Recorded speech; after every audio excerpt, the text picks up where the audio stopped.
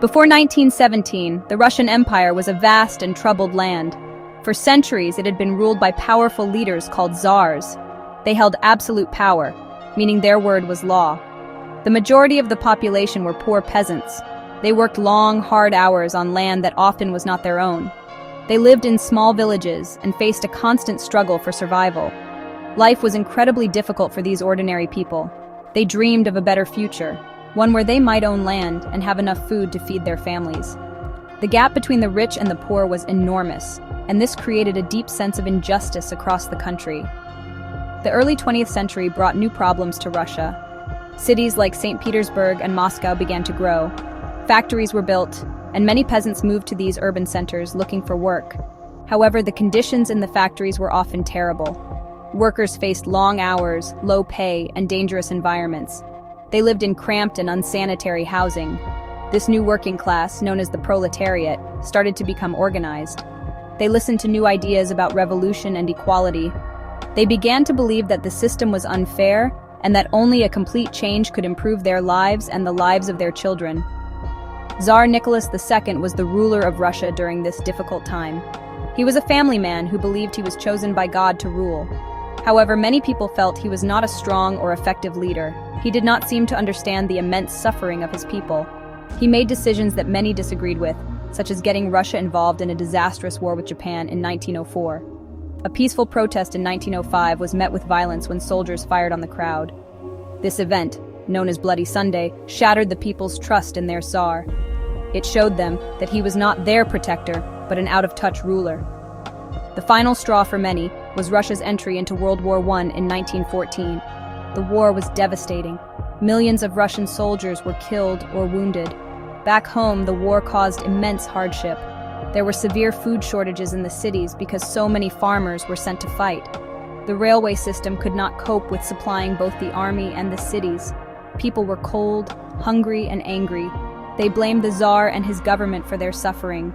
The war exposed the weakness of the Tsarist regime and pushed Russian society to its breaking point, setting the stage for revolution. The year 1917 began with Russia in a state of crisis.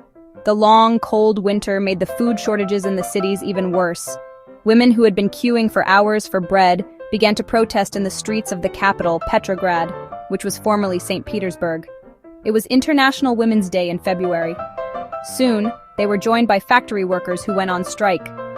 The protests grew larger and larger each day. What started as a protest about bread quickly turned into a call for the end of the war and the end of the Tsar's rule. The people had finally had enough of the hunger and suffering. Tsar Nicholas II, who was away at the army headquarters, ordered his soldiers to stop the protests. But something incredible happened. Many of the soldiers refused to fire on the crowds. Some even joined the protesters. They were also tired of the war and felt sympathy for the ordinary people. The police, who were still loyal to the government, were overwhelmed. The capital city fell into the hands of the revolutionaries. Without the support of his army, the Tsar had no power left. His advisors told him that the only way to save the country from complete chaos was for him to give up his throne. On March 15, 1917, Tsar Nicholas II abdicated. This meant he officially gave up his power as the ruler of Russia. The Romanov dynasty, which had ruled for over 300 years, had come to a sudden and dramatic end. This event is known as the February Revolution. After the Tsar's abdication, a new government was formed. It was called the Provisional Government. It was made up of moderate politicians who wanted to create a more democratic Russia. They promised reforms and a new constitution. However, they made a critical mistake. They decided to continue fighting in World War I, a decision that was deeply unpopular. The Provisional Government struggled to control the country. While it tried to govern, another powerful group emerged, the Petrograd Soviet. This was a council of workers and soldiers. The Soviet had a lot of influence, especially over the army and the factories. This created a situation of dual power, where two different authorities were competing for control. The Provisional Government wanted to establish order slowly, but the Soviet wanted more radical and immediate changes. This tension between the two groups created an unstable and chaotic situation, leaving the door open for an even more radical group to take charge. Into this chaotic situation stepped a group of revolutionaries called the Bolsheviks. They were a radical faction of the Russian socialist movement. Their leader was a man named Vladimir Lenin. Lenin had been in exile abroad for many years because of his revolutionary activities. After the February Revolution, the Germans helped him return to Russia. They hoped he would cause more chaos and force Russia to leave the war. Lenin was a brilliant and ruthless political strategist. He had a clear and simple message for the Russian people. He promised peace, land, and bread, which was exactly what everyone wanted to hear. The Bolsheviks were different from the other political groups. While the provisional government talked about continuing the war, Lenin demanded an immediate end to the fighting. While others debated land reform, Lenin promised to give all land to the peasants. While people were starving in the cities, Lenin promised to provide bread for everyone. This simple and powerful message was very appealing to the millions of workers, soldiers, and peasants who felt ignored by the provisional government. The Bolsheviks' popularity began to grow rapidly throughout the summer and autumn of 1917, especially in the big cities and among the soldiers. Lenin believed that the time was right to seize power. He did not want to wait for elections. He planned an armed takeover of the government. In late October 1917, which was November according to the modern calendar, the Bolsheviks put their plan into action. Their soldiers, known as the Red Guards, moved quickly. They took control of key locations in Petrograd, such as the post office, train stations, and bridges. The final act was the storming of the Winter Palace, where the provisional government was based. The takeover was surprisingly quick and involved very little fighting. This event is known as the October Revolution. Once in power, the Bolsheviks acted immediately to fulfill their promises. Lenin announced that Russia was leaving World War I. He issued a decree that took land away from the wealthy landowners and the church, declaring it the property of all the people. He also put the factories under the control of the workers. The Bolsheviks renamed themselves the Communist Party and moved the capital from Petrograd to Moscow. They had successfully seized power, but their fight was not over. They now faced a long and brutal civil war against all those who opposed their rule, a conflict that would shape the future of Russia for decades to come. Life in Russia changed dramatically after the Bolsheviks took control. The revolution aimed to create a completely new kind of society, one based on the ideas of Karl Marx.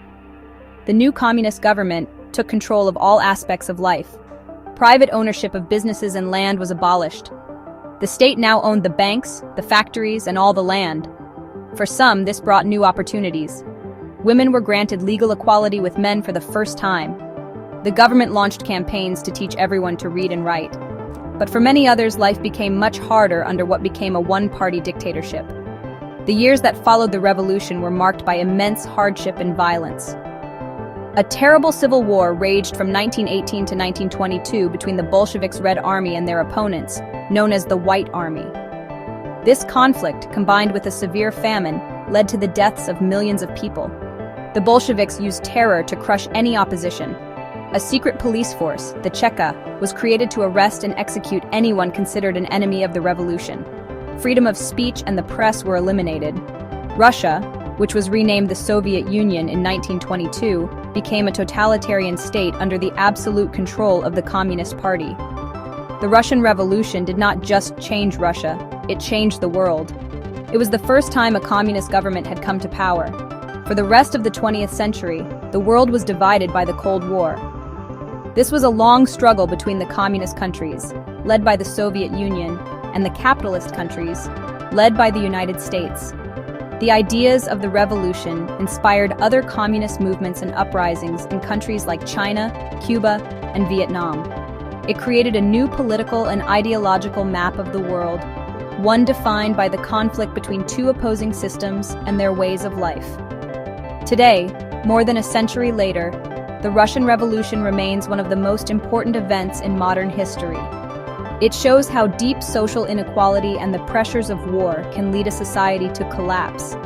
It is a powerful example of how a small, determined group of revolutionaries can seize power during a time of crisis.